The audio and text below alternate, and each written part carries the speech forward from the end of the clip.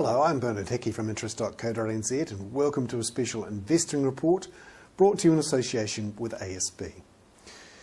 Here we have a chart, because we love charts here at interest.co.nz, showing credit default swap spreads over the last couple of years. Now what, you may ask, is a credit default swap spread?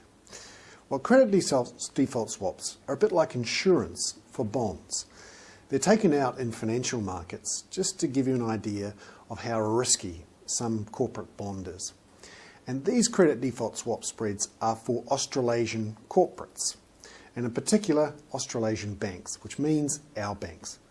What this chart shows is how risky the rest of the world thought our banks were over the last couple of years. And you can see that it really jumped up sharply through late 2008 into early 2009, during the worst of the financial market meltdown.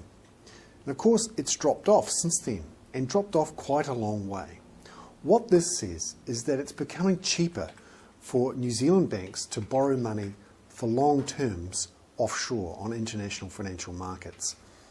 That's good news for these banks in that they might be able to pass that on in the form of lower mortgage rates. Might, because we're still at higher levels than we were back 2 or 3 years ago when it was really easy and cheap to borrow money overseas.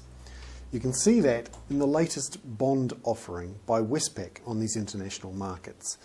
They paid 60 basis points over swaps, whereas a couple of months ago it was 80 basis points. So there you go. Things are getting slightly easier for the banks in their international funding.